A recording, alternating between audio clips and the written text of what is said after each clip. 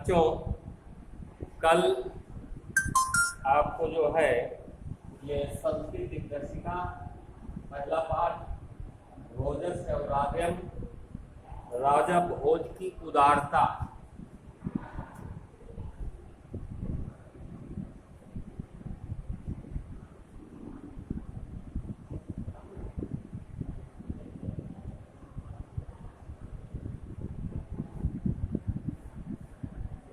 उदारता, ये इसमें आपको 2 श्लोक बताए गए थे।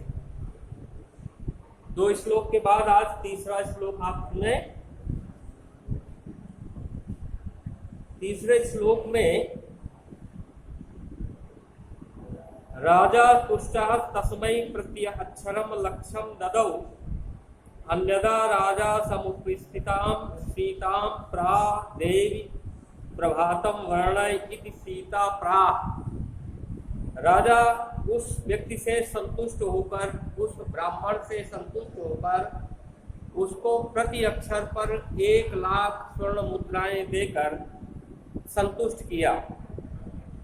इसके बाद वो अन्यदा राजा, एक बार राजा सम उपस्थितां सीतां प्राह, उनके पास जो एक कवित्री या विदुषी सीता थी, जिनका नाम था सीता, उनसे राजा ने कहा, देवी प्रभातम वर्णय, प्रभात का वर्णन करो, प्रातःकालीन का वर्णन करो। सीता प्राह, सीता बोली, विरल विरला स्फूलस्तारा कलाविव सज्जना मन इव मुने सर्वत्रैव प्रसन्नं भूनवः अपसरति च ध्वान्तं चित्तात् सताम् इव दुर्जनः व्रजति च निशा क्षिप्रं लक्ष्मी अनुउद्दिमाम् इवाम् इव। विरल विरला स्थूल तारा, जो बड़े बड़े मोटे मोटे तारे हैं ना, वो कहीं कहीं पर दिखाई पड़ते, क्योंकि प्रातः काल का वर्णन है। अब प्रातः काल तो रात में तो सभी तारे दिखाई पड़ते हैं सघन रूप में, लेकिन प्रातः काल क्या स्थिति होती है, इनकी सबकी शोभा समाप्त हो जाती है। तो कहीं कहीं सीता कहती है, कहीं कहीं जो मोटे तारे हैं वो कहीं कहीं आसमान पर चमक रहे हैं।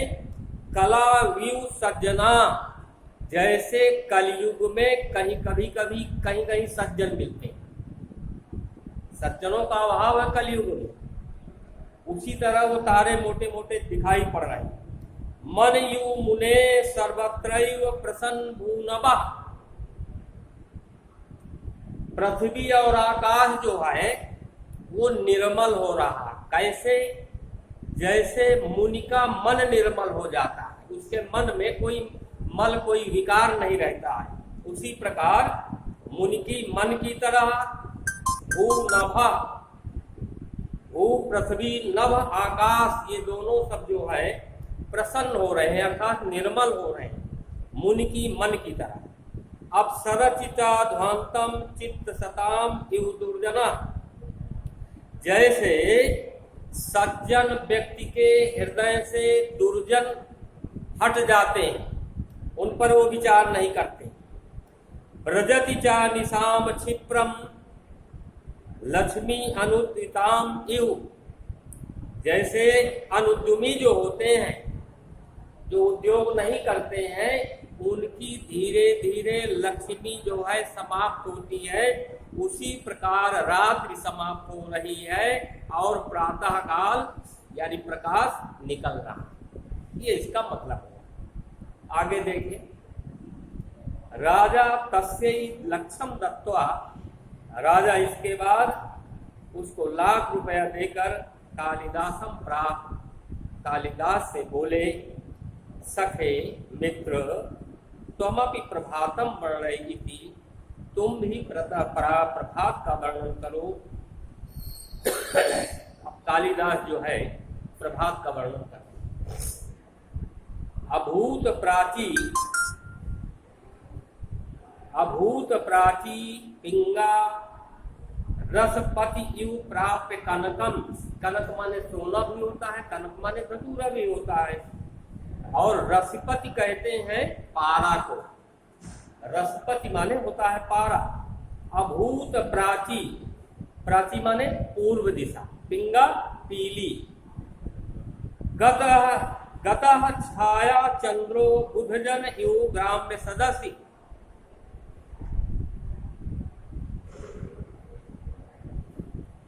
और क्षणम क्षीणा तारा नृपतया इवाम अनुद्विम्परा नदीपा राजन्ते द्रविड़ा हिता नाम इव गुणा।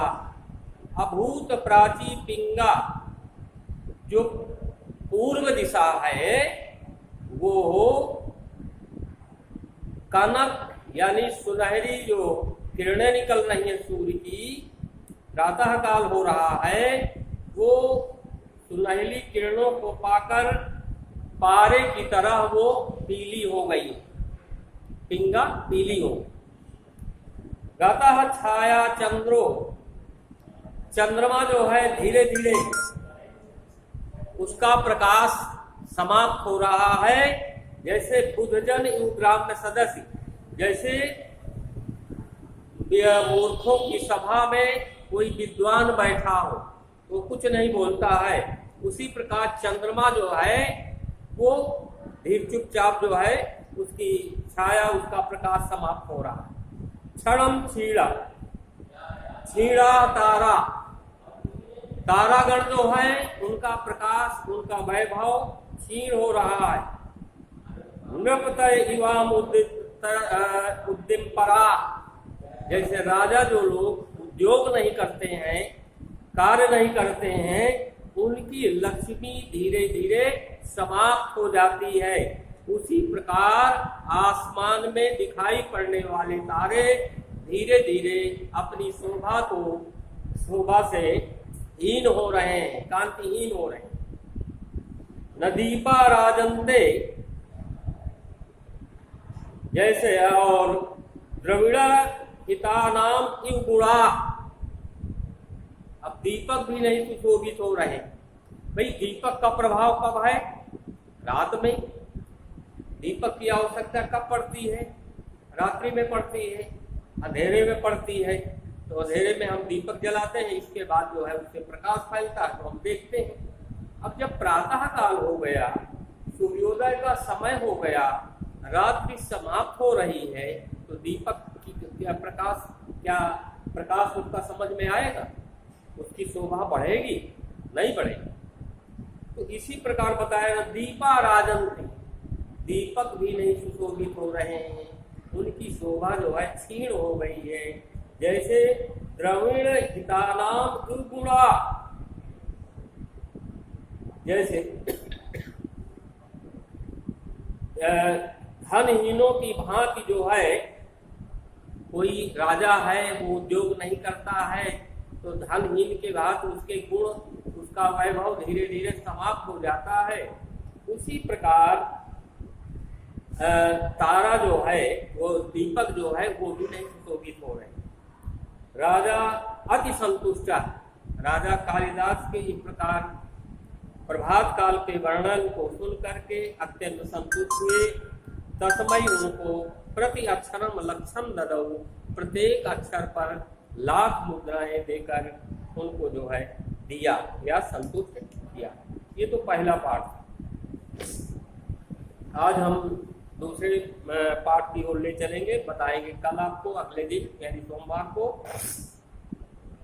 तो संस्कृत भाषा या महत्व, क्योंकि जो 30% कोर्स डाउन किया गया बोर्ड परीक्षा के लिए, तो कोर्स कम बचता है।